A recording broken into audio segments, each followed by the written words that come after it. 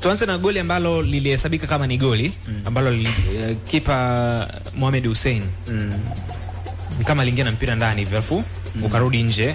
Mwinchui akapeleka kati. Unajua jana muamuzi alikuwa Mwinchui Juma Nasur Mwinchui huyo ni mtu chuma kabisa, mtu chuma. Lakini goli la 5 ambalo analifunga Maxim pia Nzenge, pasi ikitoka kwa Jonathan Kangalombo, ilikuwa ni offside kwa upande wako au haikuwa offside kwa jinsi ambavyo uliangalia mechi ya jana? Tuanze na hiyo instance ya kwanza. Yes, ile kwanza sina goli la 5 ambalo amefunga Maxi. Achana hilo, ndio maana nakwambia swali moja la vipengele viwili. Tunaanza na issue ya goalkeeper kuingia na kama anaingia na mpira ndani. Alifanya vice versa goalkeeper. Mpira ambao alitakiwa punch aliudaka, mpira ambao alitakiwa kudaka aliupunch. Kwa hiyo ukifanya vice versa maana yake lazima upotee kwenye engo zote mbili.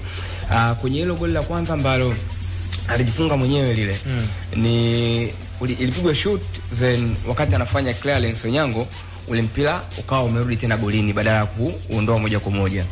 Goalkeeper alikuwa anatarajia kwa goalkeeper mkubwa ambaye anacheza kwenye ligi kuu, ni basic za kawaida tu kwamba mpira umekuja golini, unatakiwa kuangalia naweza kushika moja kwa moja au unaweza kupunch mpira. Kangania ule mpira kuushika moja kwa moja. Kilichotokea ni kwamba umemshinda akaingia nao ndani. Kwa hiyo kwangu mimi ndio ilikuwa ni goli kabisa. Hakukuwa na shida, lakini nilikuwa natarajia kuona yeye akifanya bora zaidi ya kile ambacho alikifanya, kwa sababu alikuwa anajua huu mpira unanizidi nguvu, natakiwa ni upunch, na sehemu salama pekee ya kupeleka mpira unapopunch ni pembeni, maana yake wide, lakini ukiweka mbele ni rahisi mtu kukutana nao tena akakufunga. Kwa hiyo kwangu mimi ile ilikuwa ni goli na ni uzembe wa goalkeeper ambaye amengangania kushika ule mpira wakati ulikuwa unamzidi nguvu. Lakini kwenye hiyo incident ya pili nilikwambia kwamba alifanya vice versa. Huu mpira ambao alitakiwa kuushika baada ya kupigwa moja kwa, unajua ilipigwa shoot kwa mara ya kwanza, akaupunch ule mpira. Lakini pia nilikuwa naamini ule mpira ingekuwa na uwezo wa kucatch moja kwa moja. Sawa? Lakini kama umeopti kupangua, ni basic za kawaida zile ambazo tunazungumza kwamba ukitaka kupangua mpira peleka pembeni kuliko kupeleka mbele yako, kwa sababu haujui huko mbele kuna nani, na watu ambao wanashambulia maana yake wanaliangalia lango lako, watu ambao wanazuia wanaangalia yani hawaangalii kwenye lango lako. Kwa hiyo ni hivi tu mpira ukidondoka mtu ambaye anataki kukutana na huo mpira akakufunga. Kwa hiyo alifanya mistake hiyo, then ikaja kutokea offside. Wakati ile movement inakuja tayari kule mbele kulikuwa na maimamu watatu wa Yanga, yani kulikuwa na wachezaji watatu wa Yanga ambao wamezidi. Nilidhani ilitakiwa kuwa offside pale. Wale jamaa walikuwa wako clear kule mbele wachezaji watatu, lakini hakuiona, na nadhani Kibendera alitakiwa ifanye hiyo kazi vizuri, kwa sababu jukumu lake la msingi ni hilo, kuhakikisha kwamba anangamua hizo offside. Ilikuwa offside. Yes, ilikuwa ni clear offside, lakini pia hata goli la Nzengeli lenyewe. Unanielewa? Yani nimeanzia hapo kwamba ile ilitakiwa kuwa offside kabla hata goli halijatokea, lakini hakuiona hiyo offside ya kwanza. Ukapigwa tena mpira ambao Maximum mkuta akiwa offside akiweka goli. Kwa hiyo ni mistake pia za Kibendera. Yanga hawajasema chochote kuhusu hizo offsides. Wewe unataka waseme michezo miwili mfululizo Yanga wana offside mbili, magoli mawili ya offside Yanga. Kwa hiyo Juma wewe uokote hela, utakuja kusema kwamba nimeokota hela. Nadhani Yanga walikuwa wanataka kuweka mipango sawa kwa bana watendaji, nadhani wawe fair na waamuzi wao. Sasa kwa ni Juma ni kwa mara ya kwanza leo Yanga kunufaika na makosa ya waamuzi, alafu wakatoka mbele kwamba tumenufaika, huyu refa akachezesha vibaya. Hakuna mtu kwenye ligi anaweza kuja kusema hivyo. Niliwahi kuzungumza kwenye hizo mic. Kwenye hizo timu zote hakuna anayepambania maslahi ya timu nyingine. Kila mtu anapambania timu yake. Okay. Kwa hiyo ndio maana nikakwambia hizi timu nyingine pia zinafanya mistake. Ulishawahi kuona Simba au Yanga wakiwa wanatokea kwamba tuliangalia mechi ya Dodoma Jiji kuna mistake zilifanyika dhidi ya Coastal Union? Ulishawahi kusikia? Unafikia pale ambapo wao wanahisi kwamba wamedhulumiwa au wamefanywa kinyume na kile. Okay. Sawa. Hans nakuja kwako kamanda. Kauli ya rais wa Yanga wakati fulani kwenye usajili alisema Prince Dube asipofikisha magoli 20. Unakumbuka hiyo kauli? Atakuwa hajawatendea haki wana Yanga, na ligi ndio hii, ama anaweza akafunga magoli mengine kama atakuwa kwenye mechi ya dabi kwa sababu aliumia. Lakini kwa hali ilivyo inaonesha dairi shairi ligi inaisha. Lakini goli 20 alisema za ligi au in all competition. Hiyo tuweke sawa. Labda tuitafute kauli, inawezekana labda alizungumza mashindano yote. Na yote anafika 20 Kwenye ligi anachuma 15. Kwenye ligi ana 13. Kwenye mashindano mengine na magoli 7. Mashindano mengine yote kwa maana ya nini FA na nini, ndio? 20 zitakuwa zimefika. Anaweza kaa anafikisha 20. Kwa yote atakuwa anafikia, atakuwa watatusaidia watu wa takwimu. Watu wa takwimu mtatusaidia ili tuwe na uhakika wa hilo nilichokuwa nataka kuuliza. Anyways, Commander, in general question tu ya hicho, kwa sababu tayari tunatafuta tupate idadi kamili ya magoli ili tuulize swali kamili, lakini kwako amefanikiwa kwa kiwango gani? Kwa sababu ni mmoja wa wachezaji ambao waliongezwa pia kwenda kutia nguvu kwenye eneo la kushambuliaji kwa upande wa Young Africans. Naona kwenye CAF Champions League na goli moja. Okay, dhidi ya TP Mazembe. Kwa hiyo 14. Kwa hiyo kwenye FA ana magoli 6. Kwenye FA weka Muungano. Muungano alifunga kweli? 20 ni kipengele. Nevertheless, tukienda kwenye Muungano tutaenda na kwenye Toyota. Na Toyota. Mashindano yote. Tuweke tu Toyota ilikuwa pre-season. Hata kama hajafika magoli 20. Ndio. The fact kwamba ameukaribia msimu wake bora akiwa na Azam, kwa sababu msimu bora akiwa na Azam kwenye ligi yetu Dube alifunga magoli 14. Sawa. Ndio. So he is on course to match that, kwa sababu kwenye derby anaweza akafunga goli moja, you never know, anaweza akapiga hat-trick akafika 16, or maybe anaweza hata akafunga magoli 7 akafikisha hayo 20, kwa sababu miracles happen, huwezi kujua. Lakini ambacho najaribu kusema ni kwamba hata akikwamia hapo kwenye 13, kwangu mimi he's had a very good season, kwa sababu wewe kama rekodi yako bora ni magoli 14 na unaimatch hiyo rekodi, it means kwa wastani umetimiza wajibu wako. Kwa hiyo ambacho cha kujichallenge ni kwamba je, unaweza ukaenda beyond hilo? And I believe quality ya Prince Dube inatosha kwa hilo kutokea. Suppose kwa mfano ile anayosema Hans likitokea kwamba Mzize akiondoka, sema sasa ndio hicho kwamba kuna striker mwingine ambaye inasemekana amesajiliwa ambaye ni Soa, na ukiangalia Soa is more athletic kuliko Dube. We assume pia kwamba hayuko injury prone kama Dube. Kwa hiyo ni namba 9 ambaye anasimama kwenye eneo lake vizuri, na bado pia Yanga wanamtakaye kuwa Waseki.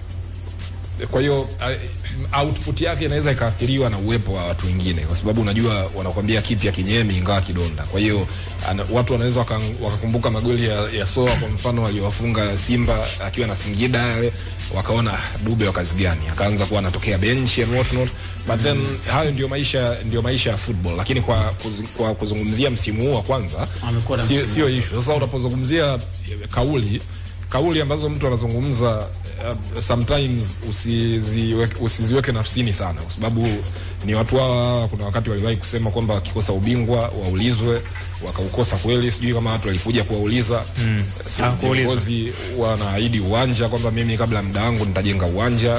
Kwa hiyo unapaswa kuweka kauli kama hizo tu ambazo zinakuwepo tu, sisi kama kauli zingine tu ambazo uwezi ukaja kupima accountability yake. Lakini swali lako la msingi, Dube amekuwa na msimu mzuri.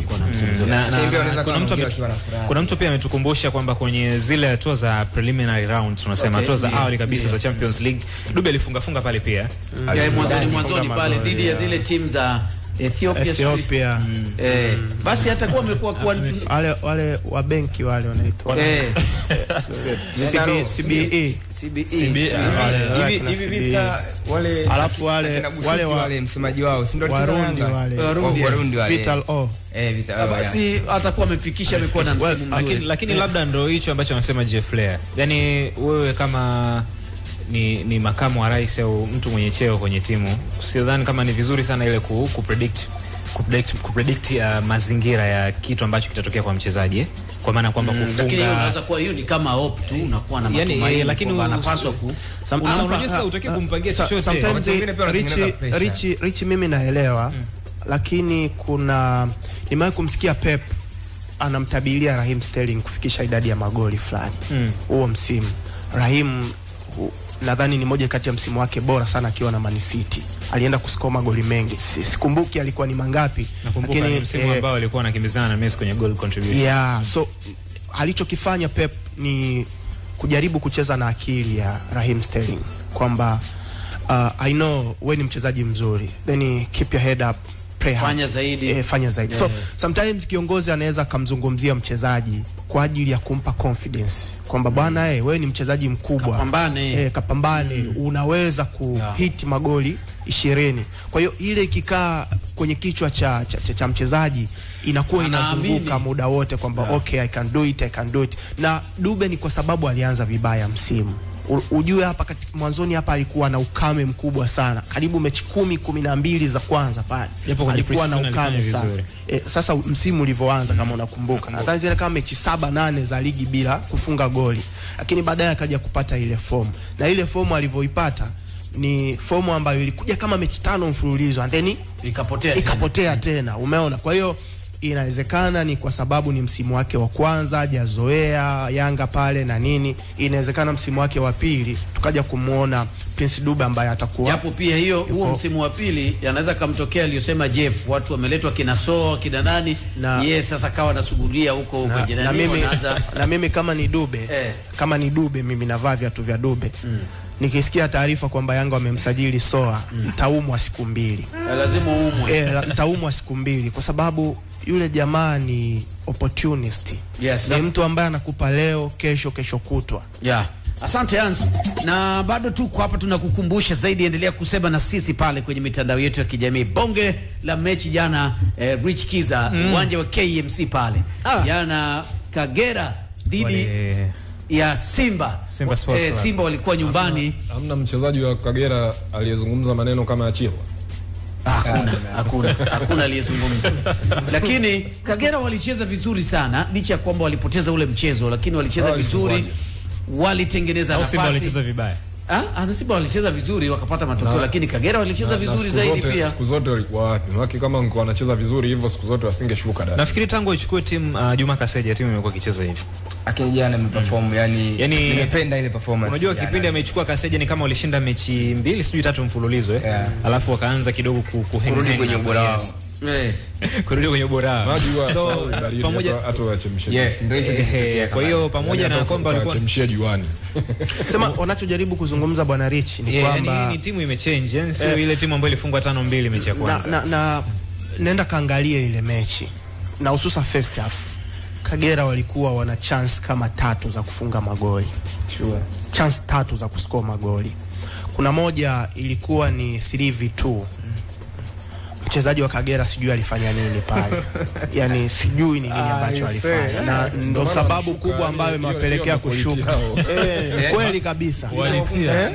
Yani unacheza na timu kama Simba, then chance kama ile inatakiwa kuwa nyuma ya neti. Unajua wakati goli kabisa.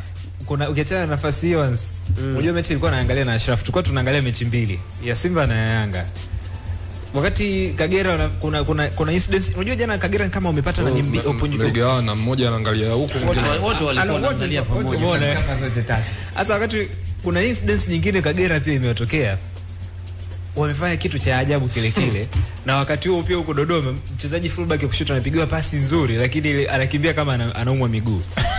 Yani pale hadi unaanza kusema kweli hii ligi yetu alichukua nikisema Sibramovic, kuna namna unaanza kukielewa. Yani kuna nafasi ambazo ingekuwa imetokea kwenye ligi nyingine.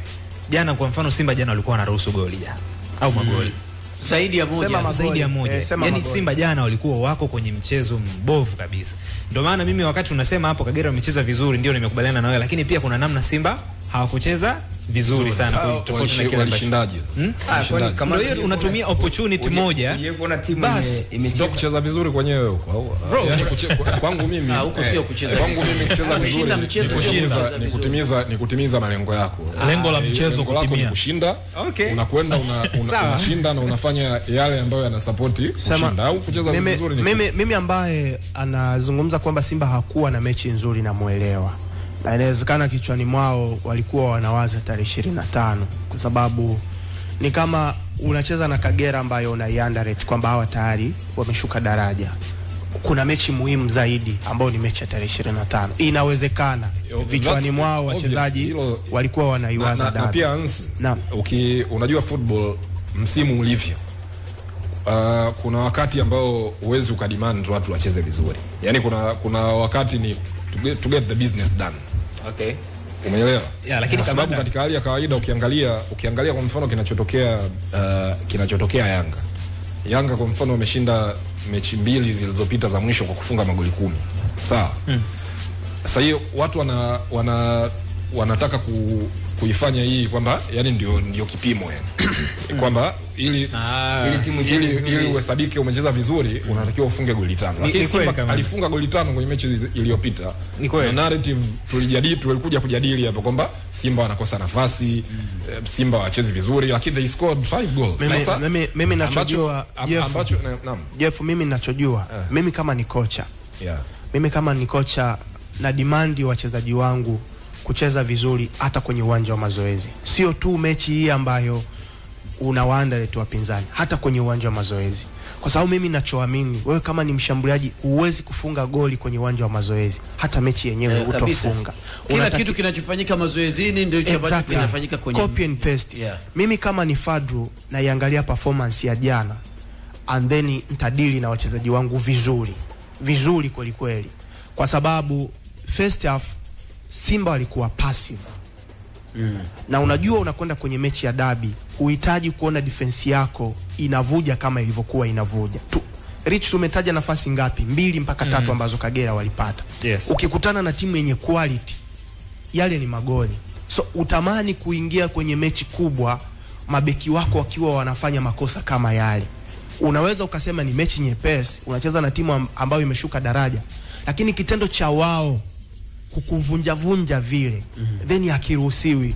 Kwa mimi kama ni Fadru lazima nitadili na wachezaji wangu kwamba hatuwezi kuwa tunafanya makosa kama haya, na tukifanya makosa kama haya kwenye dabi tutakuwa kwenye wakati mgumu sana. Kwa mtu anaweza akasema okay, wachezaji wamechoka, okay, wanawaza dabi na nini, lakini huwezi kuruhusu makosa kama yale dhidi ya Kagera Sugar.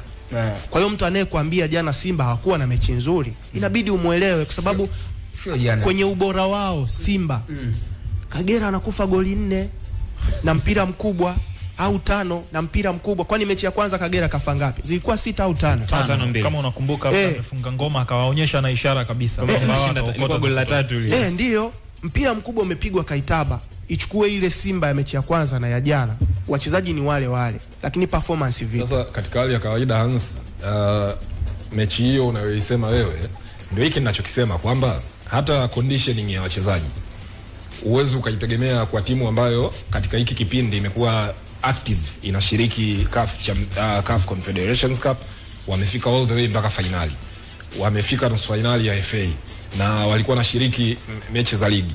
Huwezi kutegemea kwamba hao wachezaji mpaka hatua hii ya msimu bado watakuwa na ile conditioning ya kukupa wewe matokeo na performance. Kwa hiyo wakati mwingine indicator ya kwanza wewe kucheza vizuri, cha kwanza kabisa kupata matokeo.